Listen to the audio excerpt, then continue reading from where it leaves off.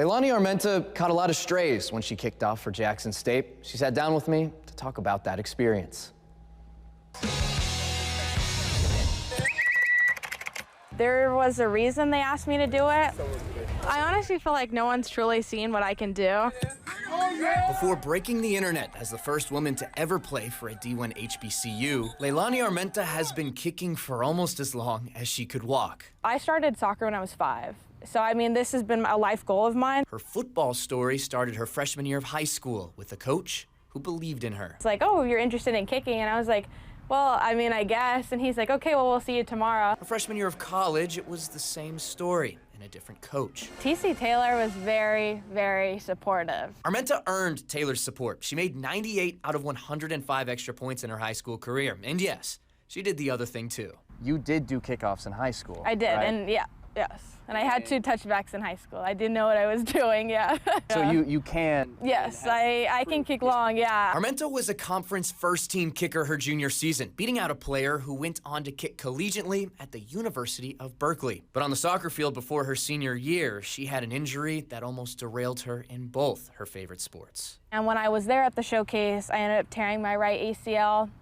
And I felt like after that, like my world just kind of collapsed. After a football season played on her torn ACL, Armenta gets her surgery. Back to no kicking and no walking. In the back of my head was like, well, am I gonna be good enough? Am I gonna be the same player? When I was healed and got that final clearance from my surgeon, I was like, I've worked so hard to get back to where I was that I'm not gonna just throw the talent that I had away. So just 9 months post-surgery, 9 months of no kicking, she did what every football player is expected to do when the team calls. My back was against the wall. She stepped up.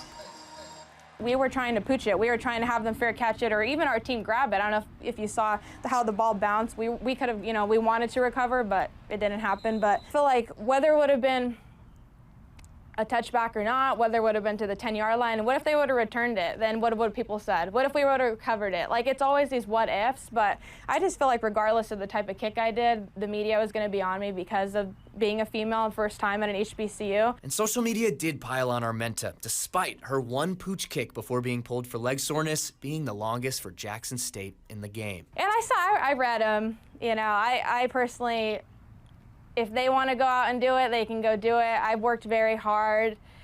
For me, like, the motivation is 9 months ago, I wasn't walking.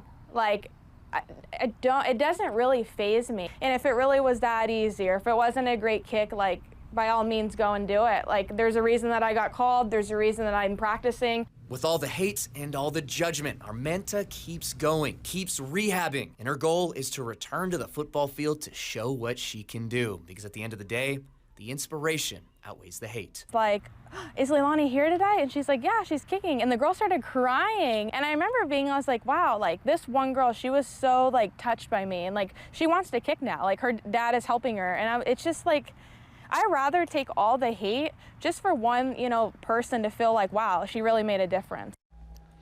And Armenta says she made 12 out of 12 extra point attempts earlier this week in practice and is really starting to get back into it. All right, that's all I got for sports. Back to you.